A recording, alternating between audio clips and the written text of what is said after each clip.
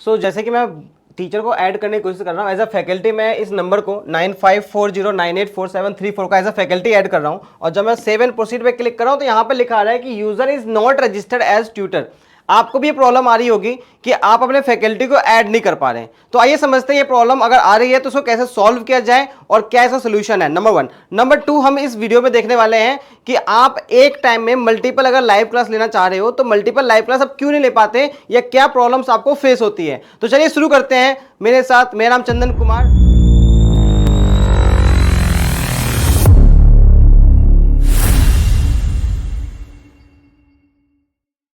जैसा कि आप कोई नंबर को ऐड करना चाह रहे थे और उस टाइम में आपको number is not registered as tutor लिखा रहा है, इसका मतलब क्या है कि ये नंबर से आपके फैकल्टी ने या आप इस नंबर को जो ऐड करना चाहते हैं वो ऑलरेडी डाउनलोड कर चुके हैं एप्लीकेशन को।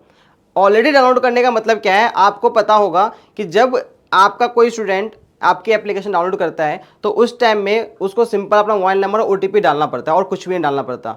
तो यहाँ पे क्या हो रहा है कि वो ऑलरेडी नंबर जब डाउनलोड कर चुका है उस नंबर से, तो उसको system as a student treat कर रही है, एज ए उसको बच्चा लेके चल रहा है, ट्रीट कर रहा है कि एज ए स्टूडेंट है वो।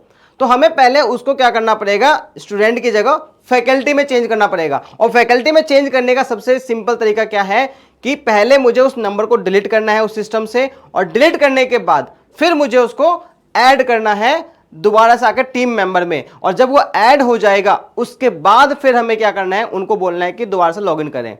तो ये प्रॉब्लम जो आ रही है इसका सोल्यूशन क्या है, सबसे पहले जिस नंबर से है उस नंबर को डिलीट करना है। कहां पे, पीपल टैब में जाएंगे आप। पीपल टैब में जाने के बाद यूजर का ऑप्शन जाएगा। यूजर में जाने के बाद आपको वो नंबर सर्च कर लेना है। और देखिए एक प्रॉब्लम और यहां से आएगा, अभी अब शो करते हैं। तो मैंने चंदन CHANDN चंदन, देखिए मैं चंदन सर्च कर रहा हूं तो चंदन सर्च करके ये वाला आ रहा है क्या ना, 9540984734। मैं बाई नंबर भी सर्च कर सकता था, मैं बाई नेम सर्च कर रहा हूं। तो मैं इसको अभी डिलीट करने जा रहा हूं ना। डिलीट करने के लिए क्लिक कर लिया और उसको डिलीट कर रहा हूं, तब डिलीट हो पाएगा, देखते हैं एक बार।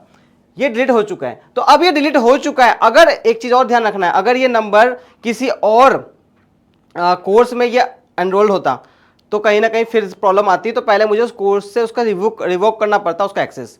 ठीक है, नाउ ये डिलीट हो चुका है। अब पीपल टैब में दोबारा से जाएंगे, दोबारा से टीम मेंबर टैब में जाएंगे। टीम मेंबर टैब में जाने के बाद न्यू मेंबर में जाएंगे, और न्यू मेंबर जाने के बाद मैं यहाँ पे वो नंबर को एज अ एडमिन ऐड कर देता हूँ। तो चंदन के फैकल्टी डाल देते हैं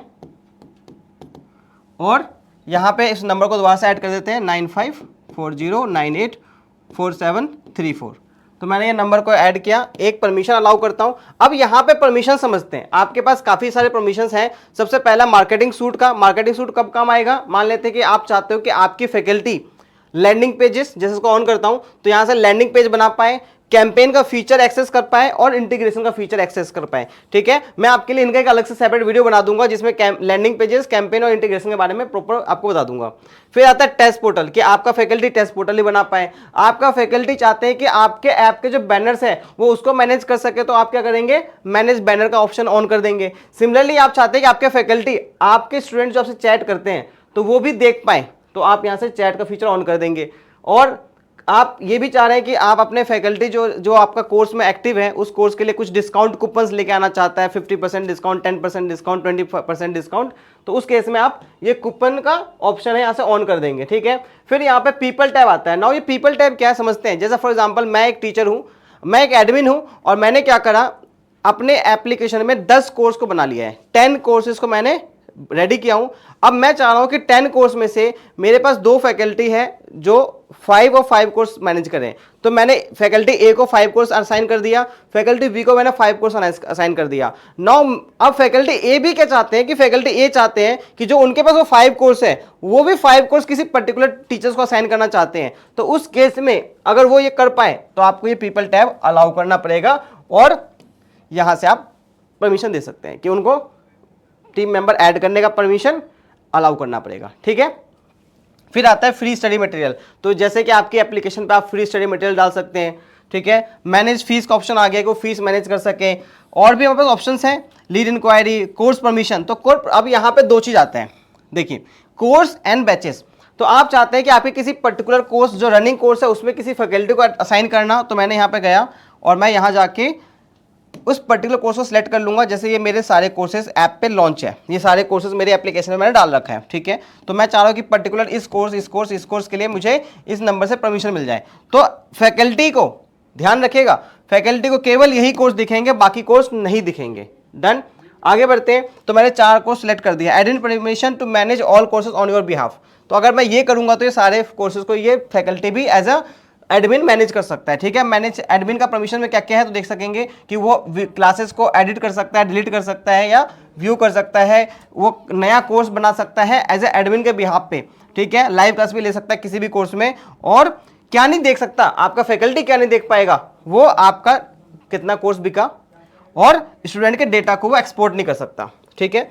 फिर आता है बैचेस। अगर आप बैच परमिशन अलाउ कर रहे हैं, ध्यान रखिएगा हम मिस्टेक क्या करते हैं हमारे बहुत सारे एजुकेटर कि वो परमिशन में बैच एडमिन परमिशन पे क्लिक करके फिर उसका दोबारा से फैकल्टी को दे रहे हैं। तो ये वाला नहीं करना। आपको क्या करना है, यहाँ पे आपको give permission to some batch करना है और उसमें भी आपको, जैसे मैंने कोई पर्टिकुलर बैच ले लिया, क्लास 10th का बैच, क्लास 11th का बैच सेलेक्ट कर लिया, इसके बाद मुझे उसका, अगर चाहते हैं कि आपका बैच फैकल्टी लाइव क्लास ले पाए अपने पर्टिकुलर बैच में, तो मुझे यहाँ पे क्या है, मैनेज परमिशन में कंटेंट परमिशन और मैनेज परमिशन ऑन करना होगा, ठीक है। तो ये दोनों को मुझे ऑन करना होगा और यहां से मेरा फिर फैकल्टी भी क्लासेस ले पाएंगे, ठीक है।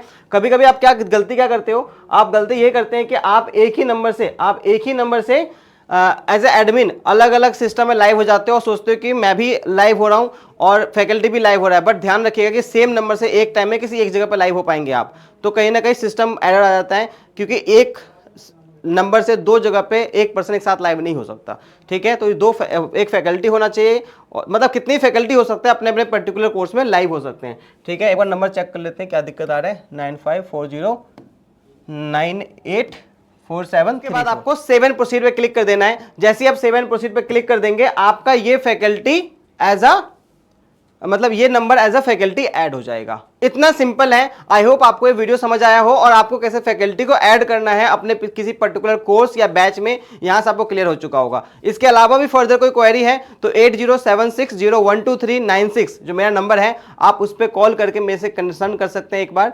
और अगर आपको अपना खुद का प्लेटफॉर्म बनवाना है तो आप मुझे डायरेक्टली सेम नंबर पे 8076012396 पे कॉल करके आप मेरे साथ जुड़ सकते हैं। मेरा नाम Chandan Kumar, senior business development manager, Classplus+ से। Thank you so much.